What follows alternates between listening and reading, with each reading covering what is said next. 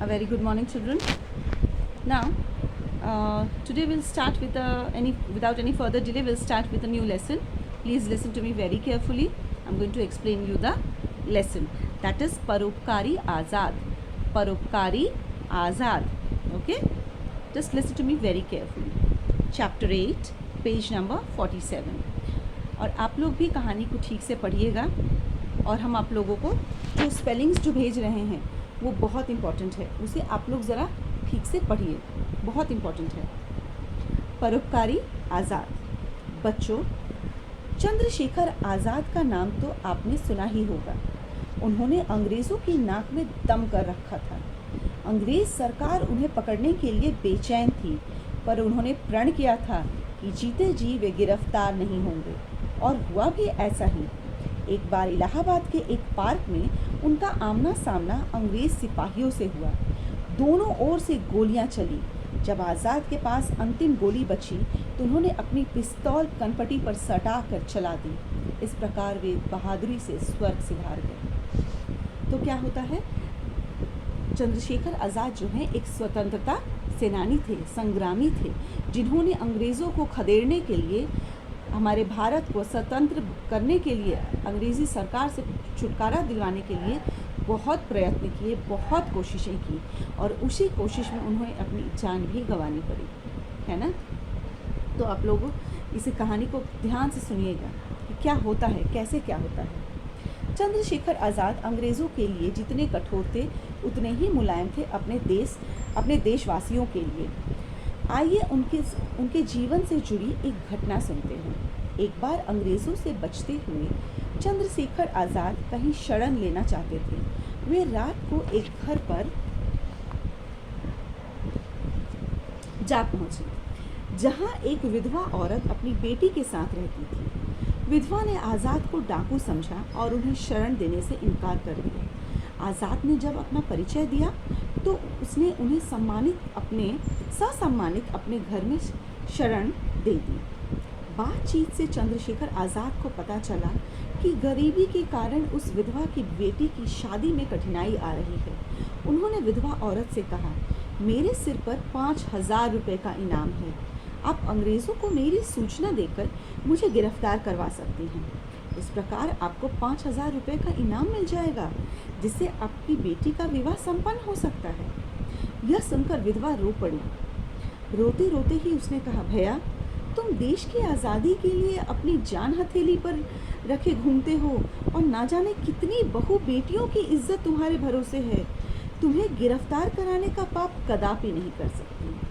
इतना ही नहीं, उस विधवा ने आज़ाद की कलाई पर एक रक्षा सूत्र बांध दिया और उनसे देश सेवा का वचन लिया। सुबह जब विधवा की आंखें खुली तो चंद्रशेखर आज़ाद जा चुके थे। विधवा ने देखा कि तकिए के नीचे 5,000 रुपये पड़े थे। उसके साथ रखी एक पर्ची भी लिखा था, अपनी प्यारी बहन हेतु एक छोटी सी भेंट, आज़ाद। तो ये थे चंद्रशेखर आज़ाद, जो कि मरते दम तक देशवासियों की सेवा करते रहे। देश के प्रति उनका जो योगदान था, उनका जो कर्तव्य था, कभी उससे वो पीछे नहीं हटे, हमेशा वो तत्पर रहे। और देखो, एक दिन जो कहानी है इसमें, एक दिन सैनिकों से बचते हुए, अंग्रेज़ सैनिकों से बचते हुए वो एक दिन एक विधवा के घर में शरण लेते हैं, और वहाँ पे उन्हें पता चलता है कि विधवा औरत बहुत ही गरीब है और गरीबी की वजह से उसकी बेटी की शादी नहीं हो पा रही है। तो चंद्रशेखर आज़ाद ने उस विधवा औरत को एक सुझाव दिया। उसने कहा कि बहन, आप एक काम करो, आप अंग्रेज़ों को मेरी सूचना दे दो और मुझे गिरफ्तार करा दो। इससे आपको 5,000 रुपये इनाम मिल जाएंगे और आपकी बेटी की शादी भी हो जाएगी। तो उसे इस बात को सुनते ही विधवा औरत कहती है कि कदापि नहीं कर सकती मैं ऐसा पाप। मैं तो एक घर में अपनी बेटी की सिर्फ शादी नहीं करवा पा रही हूँ, लेकिन आप अपनी जान हथेली पे रख के पता नहीं कितने देशवासियों की सेवा कर रहे हैं, कितनी बहु बेटियों की इज्जत की रक्षा कर रहे हैं। उस इंसान को मैं अंग्रेज़ों के हवाले कर दूं और उसका पाप मेरे सिर आए, ऐसा कभी नहीं करूंगी मैं। भले ही मेरी बेटी कुंवारी बैठी रहे, लेकिन कभी भी मैं ऐसा पाप नहीं करूंगी। और क्या करती हैं वो एक रक्षा धागा बांधती है चंद्रशेखर के आज़ाद के कलाई पे और उन्हें रक्षा का वचन लेती हैं कि आप हमेशा जिस तरीके से सबकी रक्षा करते हैं, अपने देश की रक्षा कर रहे हैं, आप उसी तरह हमेशा रक्षा करते रहेंगे। और क्या होता है, जब सुबह को नींद खुलती है उनकी, तो विधवा औरत देखती है कि उसके तकिए के नीचे 5,000 रुपये रखे हुए हैं और एक छोटा सा एक चिट भी रखा रहता है जिसमें लिखा रहता है कि मेरी बहन को मेरी तरफ से एक छोटा सा उपहार या फिर भेंट, और आज़ाद नीचे लिखा रहता है। तो ये थे आज़ाद। तो लड़ते लड़ते उनकी मृत्यु भी हो गई और लास्ट में एक बगीचे में मुठभेड़ हो रही थी अंग्रेज़ी सिपाहियों के साथ। तो उनके पिस्तौल में जब सिर्फ एक गोली बची थी, तो उन्हें समझ में आ गया था कि अगर ये इस गोली से वो अंग्रेज़ी सिपाही को मार देते हैं तो उसके बाद तो उनको पकड़े जाना ही है, और मतलब अंग्रेज़ों के हाथों से उन्हें मौत गवारा नहीं थी। तो उन्होंने अपनी मौत अपने ही हाथों लिखी और उन्होंने उस पिस्तौल से अपनी ही कनपट्टी पे गोली चला ली और उनकी मृत्यु हो गई। तो ये थे हमारे स्वतंत्रता संग्रामी या फिर सैनिक, और आज भी ये सैनिक हमारे सरहद पे मौजूद हैं और हमारे देश की रक्षा कर रहे हैं। तो इन्हें सिर्फ 15 अगस्त 26 जनवरी को हम लोग याद नहीं करेंगे, बल्कि हर एक पल हर एक क्षण वो याद करेंगे जब तक हम लोग ज़िंदा हैं, और ये भी वचन लेंगे, ये भी प्रण करेंगे कि उन्हीं की तरह हम भी अपने देश की रक्षा करें, देश के प्रति अपने कर्तव्य का पालन करें।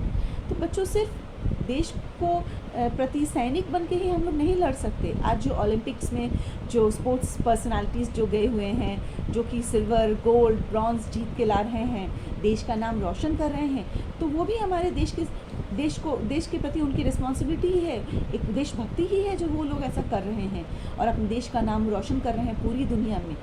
तो सिर्फ सिपाही बन के नहीं, हम लोग और भी कई तरीक़ों से अपने देश की सेवा कर सकते हैं। तो आपसे भी हम यही उम्मीद करते हैं कि आप भी अपने देश की सेवा कीजिए, पढ़ाई कीजिए ठीक तरीके से, अपने मम्मी पापा का नाम रोशन कीजिए, अपने दादा दादी का नाम रोशन कीजिए, अपने स्कूल का नाम रोशन कीजिए, अपने देश का नाम रोशन कीजिए। ठीक है, तो जय हिंद, जय भारत। और आप यहीं हम अपना ये क्लास ख़त्म करते हैं और आप लोगों को उम्मीद करते हैं कि आप लोग घर पे सुरक्षित रहिएगा और पढ़ाई भी अपनी जारी रखिएगा। जय हिंद।